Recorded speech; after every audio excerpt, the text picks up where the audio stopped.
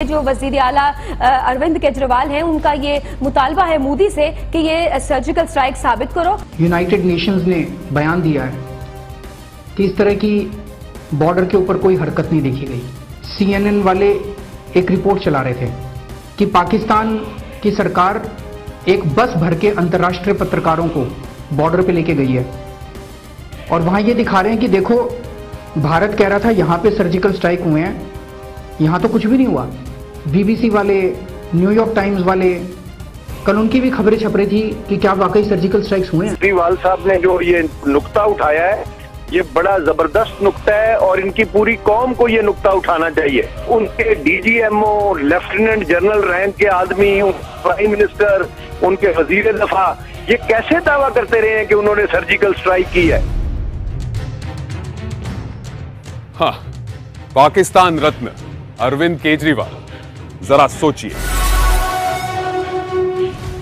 इस तनाव भरी स्थिति में जब देश अपने कितने सपूत खो चुका है, तब इस आम आदमी ऑफ पाकिस्तान ने देश को अंतर्राष्ट्रीय स्तर पर झूठा साबित करने में इन्होंने कोई कसर नहीं छोड़ी। क्या हक है किसी भी पॉलिटिशियन को देश के सैनिकों के बलिदान पर उंगली उठाने का? क्या हक है किसी मंत्री या मुख्यमंत्री को आतंकवाद को खुले आम समर्थन देने का? पर यह तो केजरीवाल की पुरानी आदत है।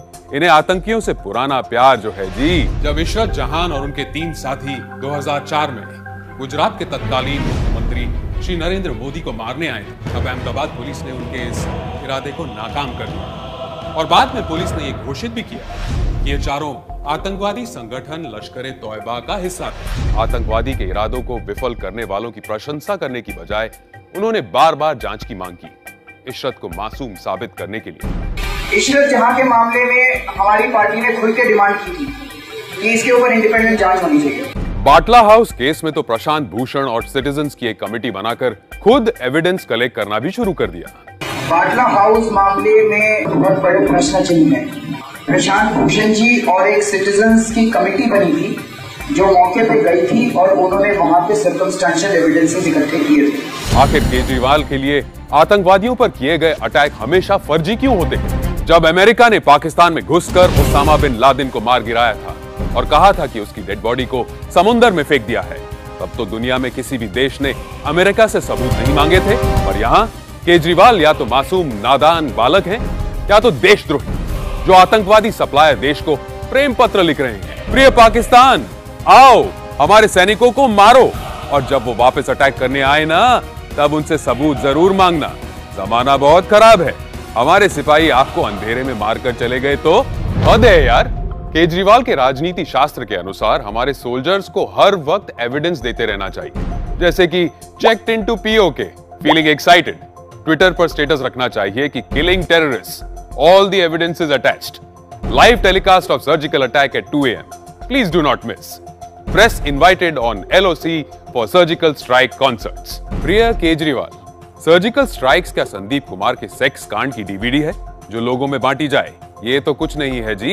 एक ऐतिहासिक ट्वीट कर केजरीवाल ने बताया कि अंतर्राष्ट्रीय स्तर पर पाकिस्तान नहीं, भारत अकेला हो रहा है, जबकि इस्लामाबाद में होने वाले SAARC समिट का सभी देशों ने विरोध किया और सर्जिकल स्ट्राइक्स के बाद एक भी देश ने भारत का विरोध नहीं बल्कि समर्थन किया।